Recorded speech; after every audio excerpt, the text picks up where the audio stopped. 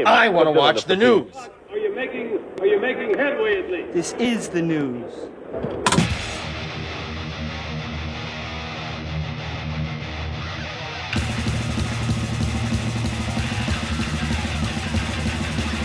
Schmack-a-ma-gob, it is time for the only news that matters. And in a new interview with ultimate classic rock Judas Priest singer Rob Halford, spoke about the band's performance at last fall's Power Trip Festival that took place in Indo, California on October 6th, 7th, and 8th. And brought a lot of bands together like Guns N' Roses, Iron Maiden, AC/DC, Judas Priest, Metallica, and Tool. And Halford said the day, the event, the hundreds of thousands of people that were there, it was just such a beautiful exchange. All the guys in Metallica were out in the front and they came to hang with us after the show. All the bands that performed at Power Trip, we all know each other and we've all lived very similar lives. It's like that family environment where you all connect. You look at each other and you know what you do. You know where you've been and you know the experiences you've had because all musicians have very, very similar life experiences. So it was great, you know? Asked if Metallica got a similar chance to watch any of the other bands, Rob said, I was in and out.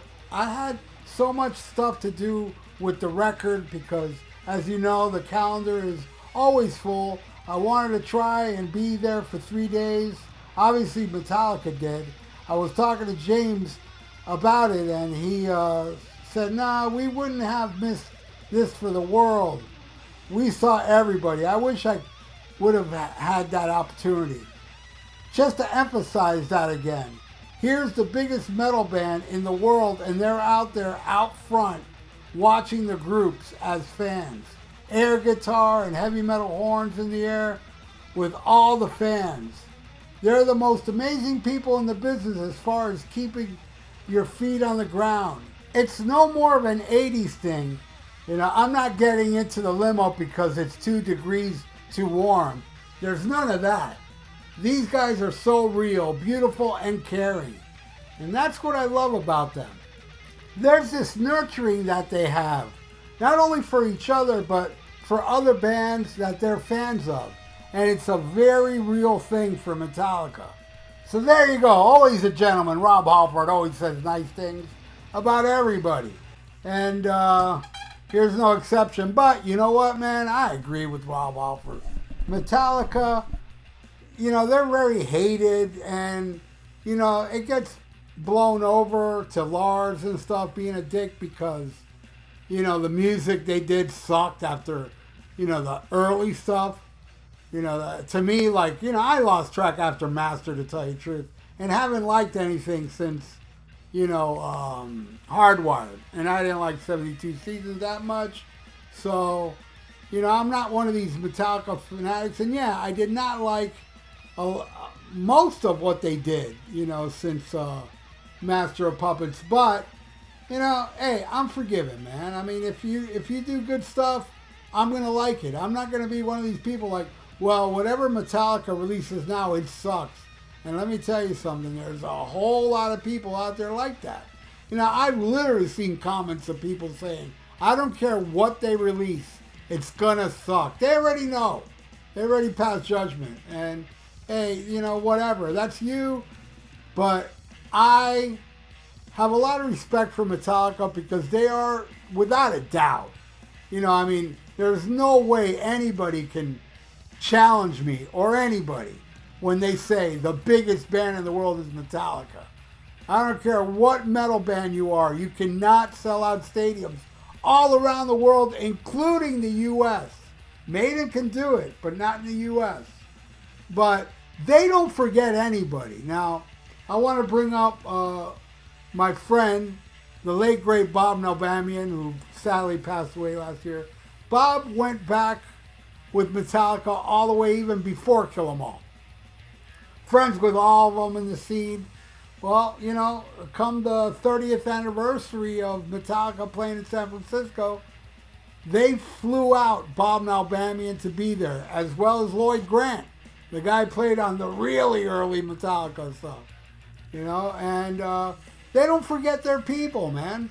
They really don't, and they do stuff. And I know there's a lot of people like the militia in New Jersey. They get star treatment when Metallica comes to town. Everybody gets free backstage passes and hangs out with them because they just don't forget. And also they do all these charities, you know, that they raise millions and millions of dollars for different charities. I mean, I don't see what's so dickish about that, man. I mean, yeah, I will admit that Lars Ulrich does come off kind of goofy in interviews, and, you know, that whole, we're going to warn, like, he kind of like downplays Metallica. Like, he makes them sound like a crappy band in certain interviews. Oh, yeah, I don't know how they allowed us there. I don't know how we won a Grammy every freaking year since they gave that Grammy to Jethro Tull. That's another thing about the Grammys. I can't hate on the Grammys like I did. I hate on the Rock and Roll Hall of Fame, but now I don't even hate on the Rock and Roll Hall of Fame. I hate on the people that care about the Rock and Roll Hall of Fame, like Eddie Trunk and all those bozos. Why do you even care about people that obviously do not like your music and they do everything to keep you out, and then they're forced to let you in? You know, that's different than the Grammys, because the Grammys are kind of like, you know, they're not bright, they're dumb, they're idiots. The greatest, one year the best new artist was Milli Vanilli. I mean, come on, man. And so, you know, the first time they ever did a metal award, you know, AC/DC was on, Jethro Tull, Metallica, I think Iggy Pop was in the, you know, it's got very, very, you know, they don't know what they're doing. And then when it comes to picking the winner, they give it to Jethro Tull. You know, and the whole world was like, what? Metallica should have got it. Yeah, you know, I think so too. But then, you know, every year after, as like an apology or something, the Grammys are like, let's give another award to Metallica. They won a Grammy for their cover of Stone Cold Crazy against other metal albums that were originals. Amazingly dumb. So I forgive them because they're dumb. And in a new interview with Meltdown of Detroit's WRIF radio station, former Megadeth bassist David Ellifson was asked about what he thought of Metallica's decision to launch legal action against Napster in 2000. Ellifson said Lars Ulrich was 100% right. And in fact, we were told by our managers, shut up, don't say anything about it. It's too controversial. Stay out of it. But he was totally right. All right, there you go. You know, I agree 100%. And even back then, I was like, you are taking music for free. You're ripping off the artist. When this whole Napster, I think I was the only one with Lars, and maybe like I can count maybe not even on one hand other people agreeing with me, because everybody hated Lars at that time, and why can't I have your music for free? And it destroyed the industry. It became the Wild West. It killed the record companies, which, you know, by the way, it needed to die for karma, for record companies ripping off people for decades. You know, I remember when CDs were new, they would charge like almost $20 for a CD, and it only took them $1 to make. And they'd rip off the bands. It was just a big mess that they deserved everything they got from the illegal downloading. Not that I thought it was right, because I didn't, man. I mean, yes, I did download a lot of bootlegs and stuff you couldn't find in stores, and I would download a new record to see if I like it. If I like it, I'll go buy it. If I don't, I'll delete the files. But I'm rare. I'm not like most people out there. But now it's gotten to the point where downloading is a thing of the past. Hardly anybody downloads anymore. There's not that fanatical music fan like there used to be. Now it's all, you know, new generations taking over with Spotify and streaming, and all they do is listen to songs. They don't listen to complete albums. You know, people like me are a dying breed. And for all the people like me that still go out there and buy physical media, we are not feeding these bands, man. They're still hurting for money because there's not enough of us buying that stuff. But whatever. What Lars did was right, but that's the thing of the past. You know, Gene Simmons still runs around talking about Rockman's dead because the freckle-faced kid next door is downloading records. No, that doesn't happen anymore. The freckle-faced kid next door streams stuff. And streams like a song or two off an album, not a full album. That's what I think. And by the way, I heard David Ellifson's favorite Metallica albums are Load and Reload.